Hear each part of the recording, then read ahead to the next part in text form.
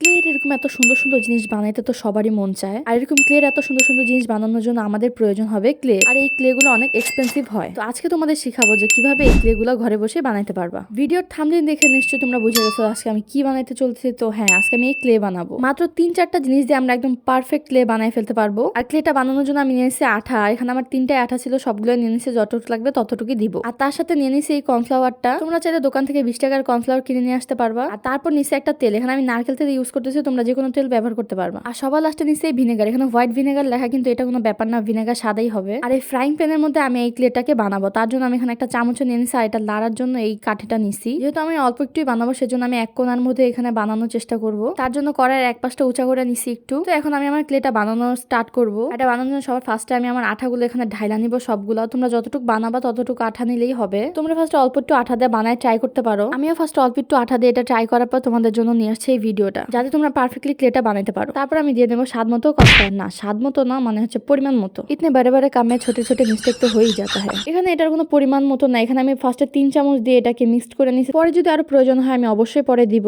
ফার্স্টে আমি ভাবছিলাম যে আমি এখানে মনে হয় কর্নফ্লাওয়ারটা বেশি দিয়ে নিছি, কিন্তু পরে বুঝলাম যে না, এটা একদম ঠিক আছে। তোমাদের ফার্স্টে মনে হতে পারে যে তোমরা বেশি কর্নফ্লাওয়ার দিয়ে নিছো, কিন্তু না, এটা মিক্স করার পরেই তোমরা বুঝতে পারবা। তারপর আমি এখানে মিশাবো তেল, তার জন্য এখানে একটা চামচ নিয়ে নিছি। ফার্স্ট আমি এখানে 1 চামচের মতো দিছি, কিন্তু তারপরে আমি আরেকটু দিছিলাম, কারণ কেন জানি আমার দিতে মন চাইছিল, তাই আমি দিছি। আর রান্না করতে গেলে আমি এই একই কাজই করি। আর তারপর আমি চামচ থেকে এখানে আঙুল দিয়ে তেলটাকে ছাড়াই নিতেছিলাম, কারণ এখানে আমি ভিনেগারও মাপবো। তারপর এটাকে আবারও ভালোভাবে মিক্স করে নিব। এখানে তেলটা দেওয়ার কারণ হচ্ছে এটা যাতে হাতে না লাগে। আর এরপর আমি যে ভিনেগার দিব, এটার কাজ হচ্ছে এটাকে আঠালো করার জন্য। মেইনলি ভিনেগারটা কাজ করে এটাকে স্টিকি বানানোর জন্য। তারপর আমরা এখানে দিয়ে দিব আমাদের এই ভিনেগার। আমার মনে হয় তোমরা যদি ভিনেগারটা স্কিপ করো তাহলে কিন্তু এটা হবে না। তার কারণটা তোমাদের একটু আগে আমি বলে দিচ্ছি, এটা স্টিকি করে ভিনেগারটা। তারপর এটা করার পর এখানে আমি আরেকটুখানি কর্নফ্লাওয়ার দিয়ে মিশাই নিছি। আমার কেন জানি মনে হলো এখানে কর্নফ্লাওয়ারটা আরেকটু দেওয়া উচিত, তাই আমি এখানে আরেকটু দিয়ে এটাকে মিক্স করে নিছি। আর এরপর আমি দিয়ে নিছি এখানে একটু অ্যাক্রিলিক কালার। তোমরা চাইলে এটাকে স্কিপ করতে পারো, বিকজ এটার কালারটা এমনিতেও সাদা থাকে। অ্যাক্রিলিক কালারটা দিলে হালকা একটু সাদা আর একটু হয়, সো ইউ ক্যান স্কিপ। আর ফাইনালি এখানে আমাদের সবকিছু মিক্স করা হয়ে গেছে। এখন এটাকে আমরা একটু হালকা করে কুক করবো। আর এটা চুলায় দেওয়ার পর একদম মিডিয়াম আঁচে রাখবা। তারপর যখন এটা তোমরা আস্তে আস্তে চুলায় রাখতে রাখতে এমন করবা, তারপর এটা আস্তে আস্তে এরকম হয়ে যাবে। তোমাদের কাছে যদি ফ্রাইং প্যান না থাকে সেটা কোনো বড় ব্যাপার না, আমার কাছেও ছিল না, এটা কোত্থেকে জানি আসছে।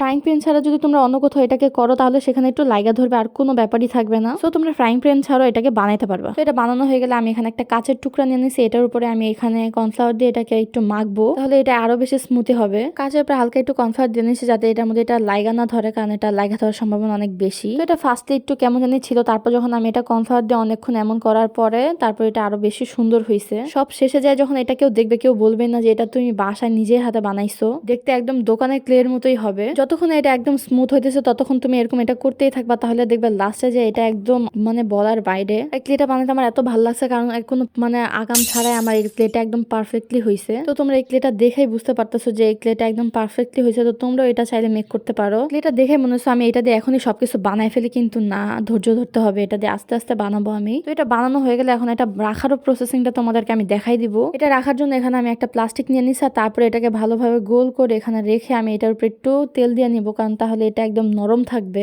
আমি এখানে নারকেল তেল ব্যবহার করছি, তোমরা চাইলে যে কোনো অয়েলি ব্যবহার করতে পারবা। আর তোমাদের যদি কোনো কিছু বুঝতে অসুবিধা হয় তোমরা অবশ্যই কমেন্ট করে জানাবা, আমি সেটা রিপ্লাই দেওয়ার চেষ্টা করব। আর এটার উপর তেল দেওয়া হয়ে গেলে আমি ভালো করে হাত ধুয়ে আসছি, কারণ এখানে একটু পানি লাগানো যাবে না, পানি লাগলে এটা নষ্ট হয়ে যাওয়ার সম্ভাবনা আছে। তোমরা হয়তো খেয়াল করছো যে আমি এটা বানানোর সময় একদমই পানি ব্যবহার করি নাই, তোমরা এখানে পানিটাকে অ্যাভয়েড করবা। এটাকে প্লাস্টিক দিয়ে মোড়ানোর পর আমি এখানে এটাকে লাগানোর জন্য এখন ওয়াশি টেপ মাইরা দিছি, যাতে একটু বাতাস ভিতরে না ঢুকতে পারে। পারলে এটাকে আমি এখন একবারে সিন্ধুকে ঢুকাই রাখবো, কিন্তু যেহেতু সিন্ধুক নেই তো নর্মাল বক্সের মধ্যেই রাখতে হবে। তো নেক্সট ডেতে আমি এটা দিয়ে কিছু বানাবো, আর এটার জন্য আমি অনেক বেশি এক্সাইটেড। আমি জানি তোমরা এটা বানানোর পর অনেক বেশি এক্সাইটেড হয়ে যাবে অনেক কিছু বানানোর জন্য। এটাকে আমি এমন ভাবে বাঁচছি যে এখানে কোনো বাতাস ঢুকতে পারবে না। তারপর এখানে আমি একটা খালি বক্স নিয়ে নিচ্ছি, আর এটাকে একদম পারফেক্টলি রাখা দেবো, যাতে একটু বাতাস না ঢুকতে পারে। তো এই ক্লে দিয়ে কিছু বানানোর জন্য আমাকে একটা দিন অপেক্ষা করতে হবে, দেখতে হবে যে এটা একদম পারফেক্টলি কাজ করে কিনা। তো ফাইনাল অনেক ঘন্টা ওয়েট করার পর নেক্সট ডেতে আইসাই পড়লো। আর আজকে আমি এই ক্লে দিয়ে কিউট কিউট অনেক জিনিস বানাবো। আর অন্য কিছু বানানোর আগে আমি এখানে একটু আলাদা করে নিয়ে এখানে ব্ল্যাক কালার মিশাই দেখছিলাম যে কেমন হয়। এটা বানানোর পর থেকে তো আমি অনেক বেশি এক্সাইটেড, আমি কবে যে এটা দিয়ে কোনো কিছু বানাবো। তো ফাইনালি ইয়ে দিন আই গিয়া। ক্লেটা দেখার পর আমি একদম অবাক হয়ে গেছি, কারণ এটা একদমই কিছুই হয় না, একদম পারফেক্টলি ছিল। আর তারপরে আমি এখান থেকে অ্যান্টি কাটটা দিয়ে একটু কাটা নিছি আমার যতটুকু লাগবে। তুমি এটা দেখতেই বুঝতে পারবা যে এটা কতটা এখনো স্মুথ আছে। যতটুকু লাগবে ততটুকু নেওয়ার পর আমি এটাকে আবার প্যাকিং করে রাখা দিই, যাতে একদমই বাতাস না ঢুকে। আর কাজ কাম সব শেষ করে আমি আবারও হাত ধুয়ে নিছি, কারণ হাতে যদি ময়লা থাকে ক্লিয়ার মধ্যে লাগে গেলে জিনিসটা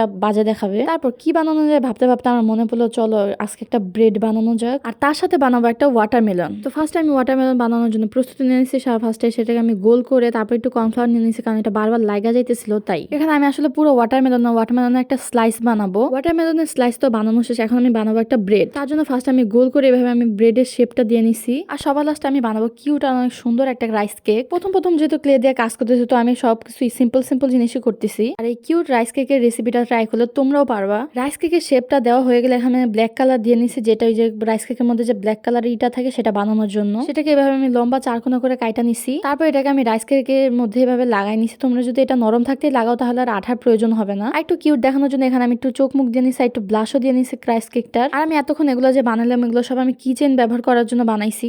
কিচেন বানানোর জন্য এটা মাথা দিয়ে যেটা লাগাইতে হয় সেটাও আমি বাসার মধ্যেই বানাবো। আর সেটা রেসিপিও আমি তোমাদের এখনই দেখাই দিব। তোমাদের বাসায় যদি কোনো শক্ত তার থাকে তো তোমরা সেটা দিয়ে বানাতে পারো। যদি শক্ত তার না থাকে, আমার মতো নরম তার থাকে, তাহলে আমি যেভাবে বানাতেছি তোমরা সেভাবেও বানাইতে পারবা। তারটাকে আমি একটা জিনিসের মধ্যে রাখা তারপর প্লাস দিয়ে ভাবে মোচড়াইতে অনেকটা শক্ত বানাই ফেলছি। তো এটা একদম পারফেক্টলি কাজ করবে। তারপর আমি এখানে আঠা দিয়ে এটার মাথার মধ্যে লাগাই নেই। আর এই আমাদের রেডি হয়ে গেছে rice cake kitchen. Rice cake এটা একদম সিম্পল হওয়ার জন্য এটার কোনো রং করার প্রয়োজন হয় নাই, কিন্তু বাকিগুলো যখন হালকা শুকাবে তারপরে আমি এটাগুলোকে রং করব। আর এই মিনি রাইস কেকটা দেখতেছো এটা আমি আগেই বানাই ফেলছিলাম, আর ভুলে আমি এটাকে আগে বানিশ দিয়ে দিছিলাম, তো তাই এটা শক্ত হইতেছিল না। আর আমি এখানে অফ ক্যামেরাতে আমার এগুলোকে রং করে নিছিলাম। এখন এগুলোকে বার্নিশ দেওয়ার পালা। আর এগুলো শুকায় একদম শক্ত হয়ে গেছে, শব্দ শুনে তোমরা বুঝতে পারতেছো হয়তো। আর এরপর আমরা এটাকে বার্নিশ অ্যাপ্লাই করবো। তোমাদের কাছে যদি বার্নিশ না থাকে পরের ভিডিওতে আমি অবশ্যই তোমাদের দেখাবো যে কিভাবে বার্নিশ বানাবো বাসায় বসেই। আমি এখানে চাইতেছিলাম অন্যভাবে একটু বার্নিশটা অ্যাপ্লাই করতে। ব্রাশ দিয়ে অ্যাপ্লাই করা ছাড়া যদি অন্যভাবে করা যায় সেভাবে আমি ট্রাই করতেছি। ফার্স্টে এখানে আমি একটা কাপ নিয়ে নিছি, সেটার মধ্যে আমি অনেকখানি বার্নিশ ঢাইলা নিছি। তারপর এখানে আমি একটা পিনের মধ্যে এখানে ঢুকায় তারপরে